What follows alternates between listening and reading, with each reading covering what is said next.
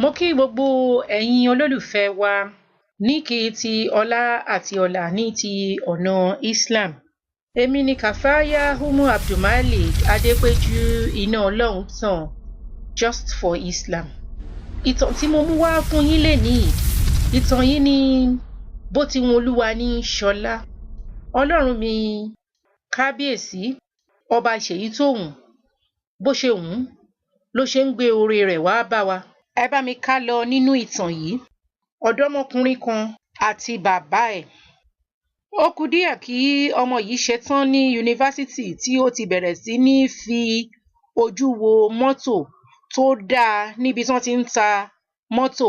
Ó dẹ̀ mọ̀ wípé owó ń bẹ lọ́wọ́ bàbá òun láti fi ra mọ́tò èyíkéyìí tí ó bá wù òun fún òun. Ó sì mọ̀ wípé bàbá òun ní owó rẹpẹtẹ láti lè ra mọ́tò fún òun. Gbogbo ìgbà tó bá ń kọjá lọ níbi tí wọ́n ti ń ta mọ́tò yìí ni a máa wo mọ́tò yìí. Mọ́tò náà yááyì rẹpẹtẹ, ó wù ọmọkùnrin náà. Ó ti fi ojú dá a sí. Nígbà tí òun bá ṣetán, mọ́tò yìí ni bàbá òun yóò rà fóun. Ó dẹ̀ ti sọ fún bàbá ẹ̀ nípa mọ́tò náà. Àmọ́ nígbà tó di ọjọ́ tí ọmọ náà tó ṣetán ní ilé ìwé, tí bàbá ẹ̀ pè é, bàbá bá gbé nǹkan náà fún un. Wọ́n ti dì í dáadáa pẹ̀lú pépà tó rẹwà. Ó yááyì, ṣùgbọ́n ọmọ náà kàn ń wò pé kí ló lè wà nínú kìíní yìí, ṣáà jẹ́ ń ṣí. Bó ti ṣí báyìí, bó ti di Kùránì nìyẹn. Inú ti bí pé èmi kẹ̀, kí ni mo fẹ́ fi ìwé Ọlọ́run ṣe? Ó kàn ju ìwé náà lu bàbá ẹ̀ ni. Ó bá jáde nínú ilé, ó ní, bàbá, pẹ̀lú gbogbo owó tó ní yìí, ìwé Ọlọ́run yìí nìkan, ọ̀rọ̀ Ọlọ́run yìí nìkan ló wá rírà fún mi.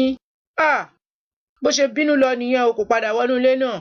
Àmọ́ Ọlọ́run mi ọba ṣèyí tó wùn, ó gbé ọmọ náà ga púpọ̀, ó nílé, ó lọ́lá, ó ní ọrọ̀. Nígbà tó wá yá, ó bẹ̀rẹ̀ sí ronú pé ǹjẹ́ àsìkò tó láti wá bàbá mi lọ tí mo ti fi wọ́n sílẹ̀ láti gbogbo ọjọ́ yìí.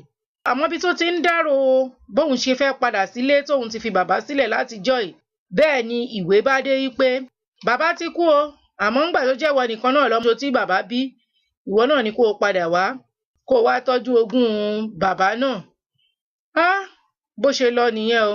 Ńgbà tó délé, ó bẹ̀rẹ̀ sí ṣí gbogbo ilé, ló ń tú gbogbo nǹkan, ló bá tún rí ìwé yìí, ọ̀rọ̀ Ọlọ́run yìí, níbi tí òun sọ ọ̀rọ̀ Ọlọ́run náà sí. Ló bá tiẹ̀ ní cháàjì ẹ̀jẹ̀ ń wò ó ná, ló bá ṣíwèé yẹn, bó ṣe ń ṣí, ló bá rí rìsíìtì mọ́tò tí bàbá rà fún un níbẹ̀, àti kọ́kọ́rọ́ mọ́tò yẹn wọ́n lẹ̀ mọ́ ẹ̀yìn Alkùránì yẹn. Ó dẹ̀ rí i pé bàbá ti sanwó mọ́tò náà tán. Mọ́tò tó dẹ̀ ń gangan ni bàbá ti sanwó ẹ̀ tán sí ibẹ̀. Níbi tó ti rí mọ́tò yẹn gangan ni bàbá dẹ̀ ti ra mọ́tò náà. Abẹ́ẹ̀ rí báyìí. Ọ̀pọ̀lọpọ̀ ìgbà ni a máa ń fi àìní sùúrù, àìní ìtẹ́lọ́rùn ba oore Olúwa jẹ́. Bí ó dẹ̀ ṣe wun Olúwa ni Olúwa ṣe ń ṣe ọlá. Bó ti tọ́ àti bó ṣe yẹ ni Olúwa mi ṣe ń ṣe oore tiẹ̀ tí ò sì fún wa mọ̀. Ni ó lè yàtọ̀ sí bá a ṣe fẹ́. Àṣèyí tó wùn ni Ọlọ́run ọba mi. Ká jẹ́ ká lọ ní sùúrù rẹpẹtẹ. Sọ́bùrù. Òun lọ́lọ́run ní pé kí gbogbo wa lọ ní sùúrù rẹpẹtẹ. Ọ̀rọ̀ mi ò ju báyìí lọ. Wábìláù tàòfíkì. Alhamdulillahi Rabbil Alamin.